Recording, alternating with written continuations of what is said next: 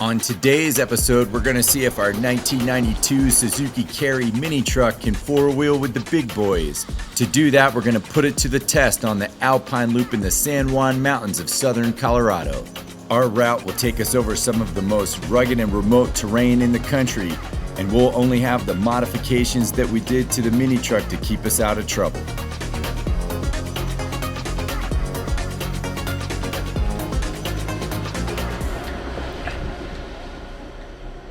The Kei series was the smallest class of street-legal Japanese vehicle that was restricted by engine size, payload, and dimensions. It's basically a miniature car powered by a motorcycle engine that's used in urban settings and flourishes there thanks to its small stature.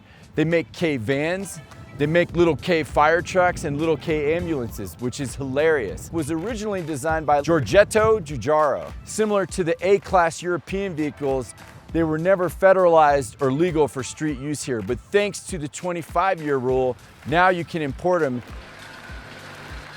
It's the 9th generation Suzuki Carry, powered by a 657cc 3-cylinder engine. It's got a 5-speed manual gearbox with a 6 low-speed granny gear, plus reverse, rear lockers, 4x4, and an AM radio. Then I ruined it by putting 25-inch tires on it. We did a 2-inch lift, we did upgraded suspension and springs, and then muddy bottom shocks. Then we built this roll cage in the back with a can back to make it able to haul stuff. It's got fold-down bed sides on every side. We added the rack, we added lights for snow plowing at nighttime, and then we added these lighted whips to make it FAA legal for me to cross the runway. We skid plated the whole underside from the radiator back to the transfer case. We added this Killdozer-esque bumper, which replaced the plastic factory bumper, and its purpose is threefold. Most importantly, it looks badass. Secondly, it protects the radiator and the approach angles. And third, it gives us a recovery point in the event that we need to miniature recover a stuck Jeep or 4Runner when we're up in the mountains. According to the guidebook, the Alpine Loop is a 63-mile loop through the spectacular heart of the San Juan Mountains. But it warns that its demanding two 12,000-foot passes require a high-clearance four-wheel drive vehicle, but the well-prepared motorist reaps unparalleled rewards. What we're gonna test today is, have we prepared the mini truck enough to handle that miniature 4x4 challenge?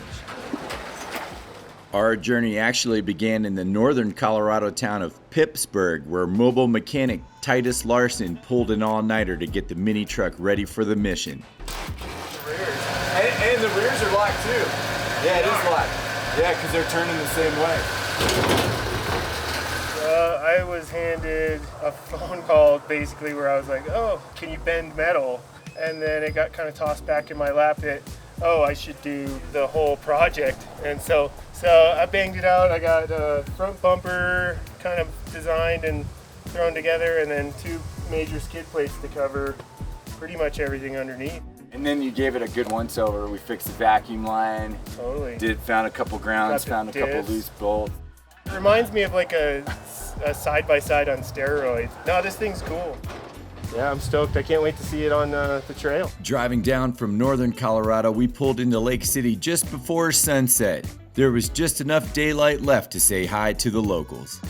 Our base camp would be Castle Lakes Airstrip. The high-altitude mountain airstrip would make a great place to base out of. In the morning, we woke up to another JDM 4x4, a Mitsubishi Delica driven by Scott Anderson, who would be running support. Got our mechanical gear, pretty minimalistic. I got my tool roll, I got a jump box, I got a second tow rope that's not kinetic, emergency lights. We got an extra air filter, oil, and Asian vehicle coolant.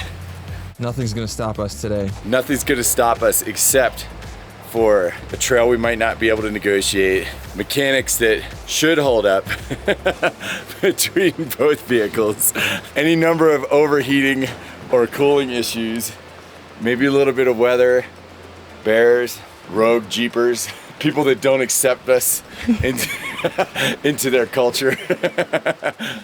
Starting out from the airstrip, we ran the Alpine Loop in the counterclockwise direction. It took a little bit for the mini truck to get up to speed, but that made sense given how thin the mountain air was. The mini truck got smiles, thumbs up, and a few looks of concern, and a little bit down the road we figured out where Lake City got its name. So we're stopped here at the Alpine Loop, about to head up to Engineer Pass, and we thought we'd take a minute here to introduce Scott Anderson. He's actually the guy I got the mini truck from, and also a fellow Delica fanatic. How many of these mini trucks have you had? Probably had about 6 of them so far. Importing them, fixing them up, flipping them. Definitely the one we did the most work on. I honestly don't know how these, I've done like some light off-roading and a Kei Truck before on smaller tires too and less of a lift. It did pretty good, so I think it'll do fine. It's just not a lot of clearance, and up to like 12,000 feet, I'm not sure if it's gonna have the like torque to get over stuff, but the extra low gear should help, so. Side-by-sides are the evolution of the ATV four-wheeler. And there's a reason, like they're incredibly capable, but they're also can be a little expensive. But, you know, the mini truck's kind of like it's a good alternative to that. There's pros and cons. You know, you certainly don't have the power, but you got windshield wipers, got all the accoutrements that I'd have in a 90s era Japanese vehicle. I think the power deficit with the tall tire gearing is probably gonna be my biggest challenge. Our first stop was the Ute Ulay mine in the abandoned ghost town of Henson, Colorado. The mine dates back to 1867 and lasted through the 1960s, mining silver and lead out of the side of the mountain. Pulling out of the mine, the road was smooth until we hit Capital City, but from there, things took a turn for the worse. We're just pulling out of Capital City, heading up to Whitmore Falls. I'm not really getting the speedometer to not even come alive. Today's gonna be a marathon, and it's a balance between preserving the vehicle but making up enough time so that we don't get back at midnight. Why you gotta look at me like that? We're the same. We're the same. I just want to fit in, man. It's my whole life. The road got so bad, the only way to make it passable was to let air out of the tires. But fortunately, we found a nice cold swimming hole to heal our wounds in. Whitmore Falls. First stop on the leg to Engineer Pass. That water is cold. It's so nice. It's like, it hurts. But then you think of like all the hot days, how nice it is to like be in a pristine mountain swimming hole. I gotta say, that's probably one of my top swimming holes of the year. So we aired down the tires. We took them down to from 25 PSI, which was utterly miserable, to 18 PSI, which is mildly tolerable. And again, it's not like the super technical stuff, but it is persistently challenging. The side-by-side was the vehicle of choice on the Alpine Loop. Second to that were lots of four-wheelers, but every once in a while we would run into something different. We came around the corner and he was just as surprised to see us as we were to see him.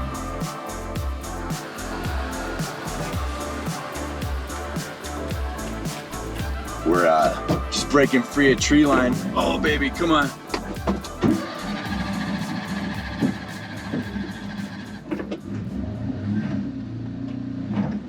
Yes, yes. Burned a little bit of clutch there.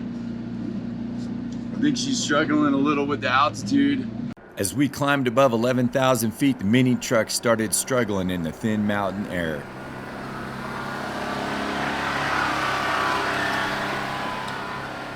It's all right, girl. It's okay. You were made to climb Mount Fuji, remember? Let's see if we can get into first. Come on, baby. Yes. We've definitely crested tree line. We're in the Alpine Tundra area now, which is really cool. We saw marmot, a couple plica. So this so far is the hardest feature we've had to do yet. And it still looks relatively doable. All right. Sometimes you just gotta send it.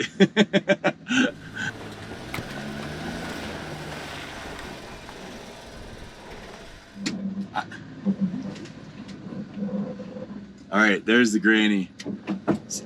Send it number 2.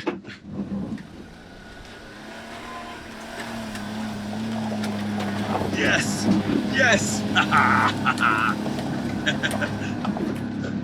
Got nothing on the mini truck. Ouch. The thing I don't want to do is stop, because starting out is just such an act of feathering the throttle just the right amount. I think I flooded it. So I'm like letting it stay lean, using the e-brake. So I probably gave it too much gas. So I'm just give it a little bit. Use the e-brake, and we'll try it. Ready? You got it, girl.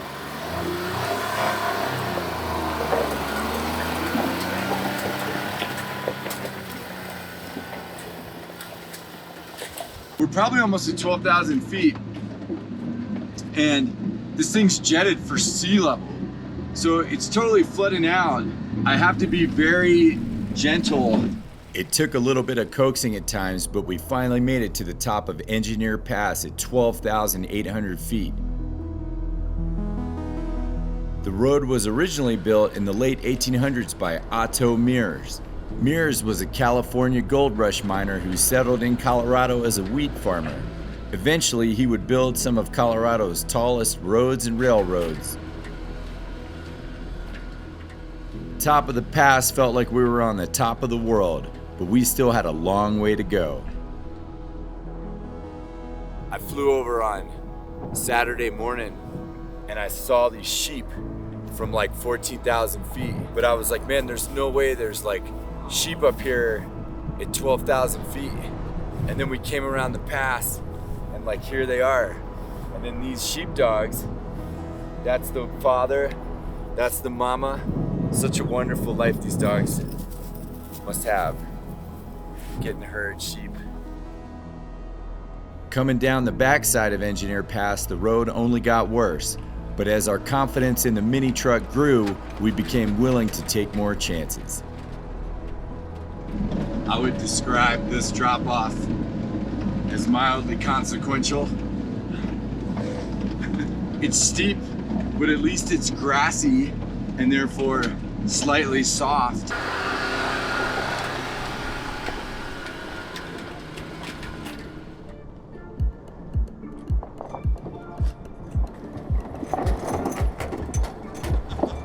I know it's not gonna do any good, but I still pucker. I don't know that Scott will be able to take that line in the Delica.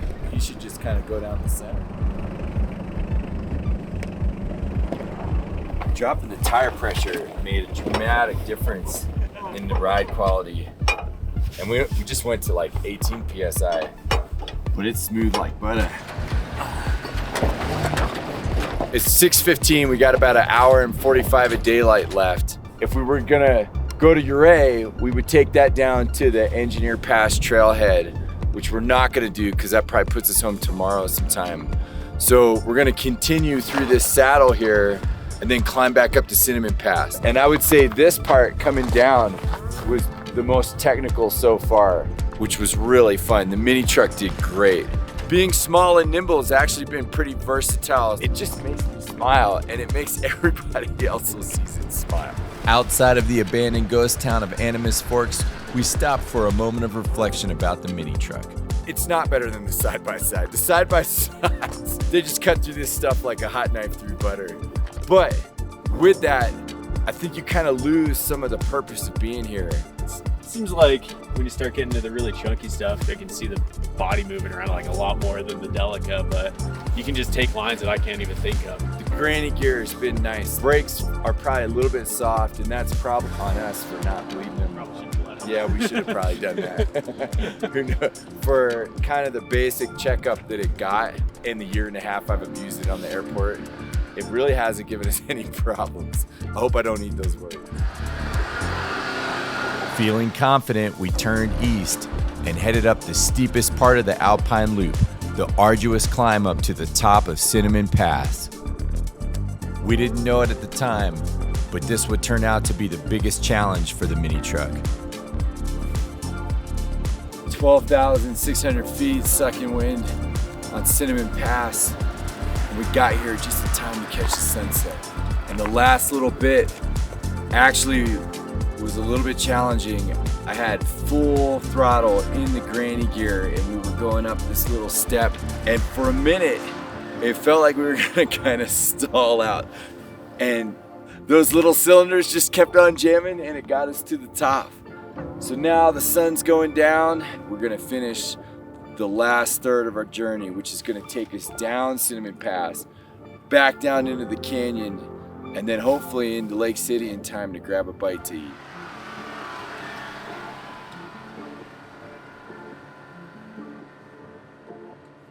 In Colorado, the reason to 4x4 is to get away from people. Most people build big overlanding rigs because there's this arms race of how deep you can go into the wilderness to get away from the campgrounds and the RVs and stuff. So with the minis truck, instead of going big, we went miniature. It did incredibly well. Like, it far surpassed my expectations in its ability to miniature 4x4 with the big boys. We were by far the smallest thing out there. I would say more agile, more nimble, so what we gave up in ground clearance and tires and everything else, we just picked our way through.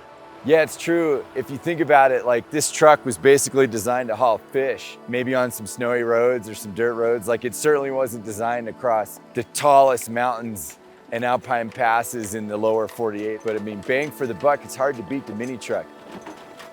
You know, for the most part, we elicited looks of concern from people, but once they got past that of us just being a little bit different, the resounding effect it had was smiles.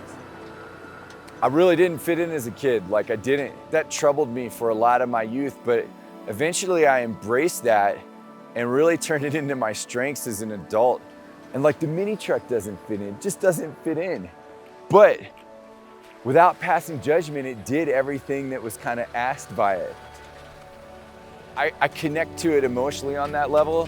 And then the reason to do all these trips is just to get away, to be humbled, to be out here in these spectacular mountains and see a slice of the state here in the wilderness that you usually can't see. Most of the year, this is covered in snow and inaccessible. So this has 45 horsepower. Go to 5,000 feet where I live, it's got 20% less. Take it back up here, another 7,000 feet. We're doing all these passes with basically 20 horsepower.